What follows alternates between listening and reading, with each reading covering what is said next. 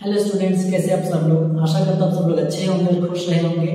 तो आज जो मैं आपके लिए वीडियो बना रहा हूँ, जिस टॉपिक पे वीडियो बना रहा हूँ, बहुत ही खास होने वाला है आपके लिए, क्योंकि ये जो डाउट है मैं जिस टॉपिक में आपके साथ बात करने वाला हूँ, ये जो टॉपिक है, इस टॉपिक में हर किसी स्टूडेंट को डाउट रहता है। हर किसी स्टूडेंट इस टॉपिक में भटकते रहते हैं कि कैसे सॉल्यूशन बनाए, कैसे बनाए, आखिर तक इसका आंसर नहीं ला पाता है स्टूडेंट। तो आज मैं पूरा डाउट को क्लियर कर दूंगा कि कितना प्रतिशत से किस चीज पे कितना आयकर काटना है, किस टाइप पे काटना है, सब आपको बता दूंगा मैं इसमें।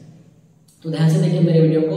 तो चलिए शुरू करते हैं इसमें कि जो हम आयकर लगाते हैं, ठीक है, आज का जो टॉपिक है आयकर की विशेष दरें, इनकी जब हम आयकर की गणना करते हैं, आयकर की गणना करते समय कितना प्रतिशत से और कौन कौन सी आयों पर अलग से हम आयकर निकालते हैं और जो शेष बचा आय रहता है उसको हम किस प्रकार से निकालते हैं। तो जो शुरुआती करते हैं हम लोग, जो सर्वप्रथम है हमारा आकस्मिक आय। आकस्मिक आय का मतलब जो हमारे गैर कानूनी आय रहता है, अचानक भयानक होने वाली आय जो रहता है हमारा, जैसे हमारा घोड़े के रेस से, वर्क पहली से, ताश से, जुआ सट्टा से, क्रॉसवर्ड से, पजील से, ये जितने सारे हमारे गैर कानूनी काम रहता है हमारा, इस गैर कानूनी काम से, इलीगल काम से, एक प्रकार से बोल सकते हैं, जो 2 नंबरी काम रहता है हमारा, उस 2 नंबरी काम से जो लोग इनकम करते हैं उस पर सरकार अलग से 30% टैक्स लगाते हैं। इसीलिए जब हम आयकर की गणना करेंगे, इनकम टैक्स में जब आयकर की गणना करेंगे, तो हमारी साल भर का जो इनकम रहेगा उसमें से शुरू में आकस्मिक आय है के लिए हमें देखना है ध्यान से, और यदि आकस्मिक आय रहता है क्वेश्चन में तो उस आकस्मिक आयों पर 30% से सर्वप्रथम टैक्स लगाया जाता है, आयकर लगाया जाता है। ठीक है, 30% से आकस्मिक आयों पर टैक्स लगाया जाता है, आपको याद रखना है। उसके बाद आता है पूंजी लाभ। पूंजी लाभ में बहुत सारे लोगों को डाउट रहता है, क्योंकि ये टॉपिक कुछ ऐसा है कि इसमें डाउट सभी लोगों को रह जाता है। तो जो पूंजी लाभ होता है, आपको ध्यान रखना है दीर्घकालीन पूंजी लाभ है कि अल्पकालीन पूंजी लाभ है। यदि दीर्घकालीन पूंजी लाभ है और उसके साइड में लिखा है कि धारा 112 ए वर्णित है, तो उस दीर्घकालीन पूंजी लाभ धारा 101 वर्णित रहता है, सॉरी धारा 112 ए वर्णित रहता है, तो उस पर अलग से 10% से आयकर लगाया जाता है। और यदि वही दीर्घकालीन पूंजी लाभ नॉर्मल रहा, कोई धारा 112 ए वर्णित नहीं रहा, तो उसमें अलग से 20% से आयकर लगाया जाता है। ठीक है, यदि दीर्घकालीन पूंजी लाभ धारा 112 ए वर्णित रहता है तो उस पर 10% से अलग से आयकर लगाया जाता है, और यदि उसमें धारा 112 ए वर्णित नहीं रहता है तो उसमें अलग से 20% से आयकर लगाया जाता है। और यदि आपका अल्पकालीन लाभ रहता है, अल्पकालीन पूंजी लाभ रहता है, तो उस पर अलग से हम आयकर नहीं लगाते हैं। लेकिन वही अल्पकालीन पूंजी लाभ यदि धारा 111 ए वर्णित रहता है तो उस केस में उस पर 15% से अलग से आयकर लगाया जाता है शुरू में।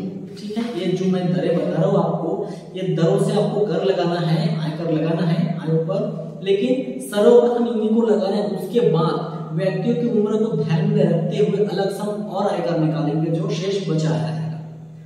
तो सबसे पहला दीर्घकालीन पूंजी लाभ धारा 112 यदि वर्णित रहता है तो 10% से लगाना है। फिर दीर्घकालीन पूंजी लाभ नॉर्मल रहा तो उसमें 20% से लगाना है। यदि अल्पकालीन पूंजी लाभ नॉर्मल रहा तो उसमें कोई अलग से हम टैक्स नहीं निकालेंगे, आयकर नहीं निकालेंगे। और यदि अल्पकालीन पूंजी लाभ धारा 111 ए वर्णित रहता है तो उस पर हम अलग से 15% से आयकर निकालते हैं।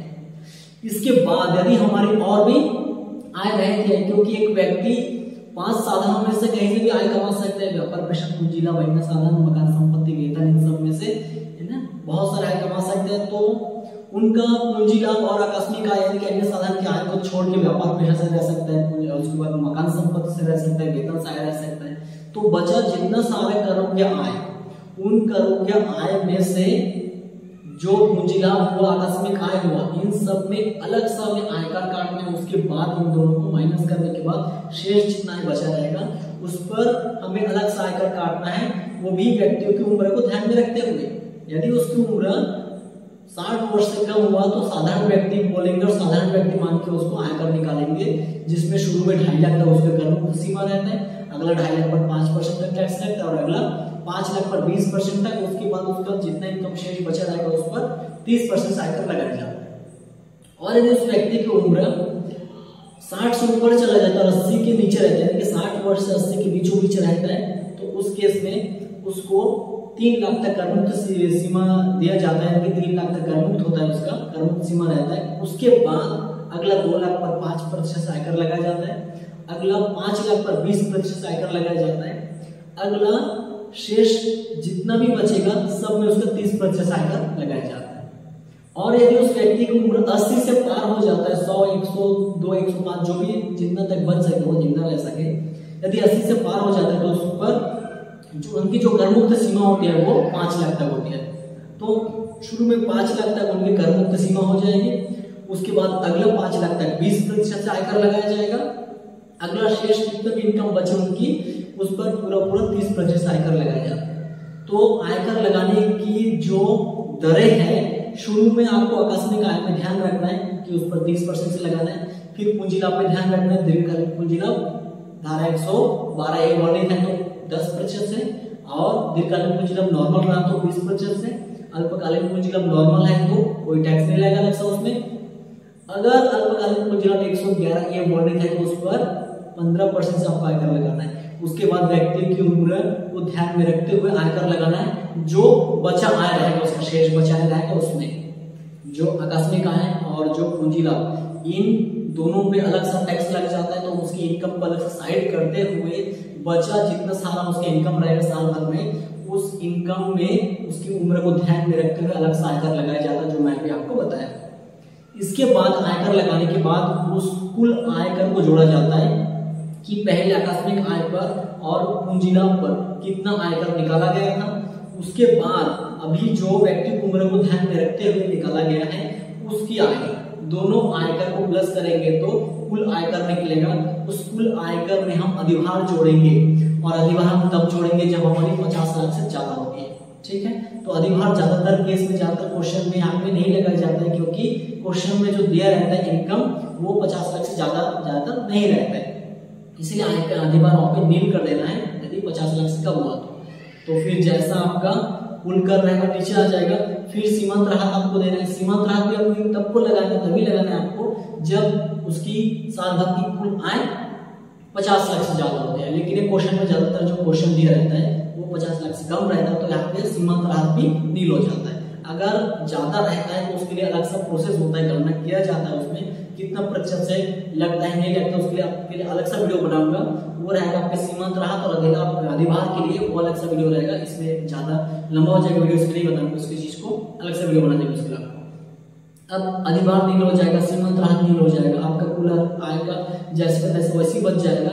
इसके बाद उस कुल आयकर में आपको 4% से शिक्षा एवं स्वास्थ्य कर लगाया जाएगा, उसी राशि का 4% निकालना है आपको, काट के फिर उसके साथ प्लस कर देना है। प्लस करने के बाद लास्ट में जो आएगा वही आपका देय आयकर हो जाएगा। अब देय आयकर होने के बाद उसमें टीडीएस भी काटा जाता है। यदि आपके पास क्वेश्चन में आकस्मिक आय है तो उस पर 30% से टीडीएस काटा जाता है, यदि वह व्यक्ति भारत में निवासी होता है तो, और यदि भारत में अनिवासी होता है तो टीडीएस 31.2% से टीडीएस काटा जाता है। ठीक है, आप याद रखिए कि यदि भारत में निवासी है और उसकी आकस्मिक आय है तो 30% से टीडीएस काटा जाता है, और यदि भारत में अनिवासी व्यक्ति होता है वो तो 31.2% से इस पर टीडीएस काटा जाता है। और टीडीएस काटने के बाद कुल आयकर से माइनस कर देंगे टीडीएस को, तो जो आपका लास्ट जो कर निकलेगा वो आपका शुद्ध देय आयकर निकलेगा, उतना आपको गवर्नमेंट को पे करना पड़ेगा। ठीक है, तो ये जो प्रोसेस था यही था कि शुरू से लेकर के लास्ट तक जो आयकर देने तक की जो दरें हैं, जो प्रोसेस मैं आपको सभी पूरा बता दिया हूँ। आपको समझ में आ गया होगा, नहीं आया तो मुझे कमेंट कीजिए। और जो इनकम टैक्स का जो आयकर का जो क्वेश्चन है रोज ही इसका वीडियो अपलोड हो रहा है, आप लोग देखिए उसको। इनकम टैक्स गुरुजी को सब्सक्राइब कीजिए, बेल आइकन दबाइए, ऑल करके रखिए ताकि आपको उस पर पूरा नोटिफिकेशन मिल जाए, तभी आपको पता चलेगा कि कौन सा वीडियो कहाँ पे अपलोड हो रहा है करके। तो आज की वीडियो में यहीं तक, और नेक्स्ट वीडियो में आपको बताएंगे कि जो अधिभार है उसमें किस टाइप से निकाला जाएगा, कितना लिमिट के बाद कितना प्रतिशत से काटा जाएगा निकाला जाएगा, और जो सीमांत राहत है उस पर कैसे गणना करेंगे, उसको कैसे निकालना, कितना तक सीमा रहता है, कितने के बाद कितना प्रतिशत लगाया जाता है, पूरे डिटेल से अगला वीडियो में बताएंगे। तो इस वीडियो में इतना था, ठीक है, मिलते हैं नेक्स्ट वीडियो में।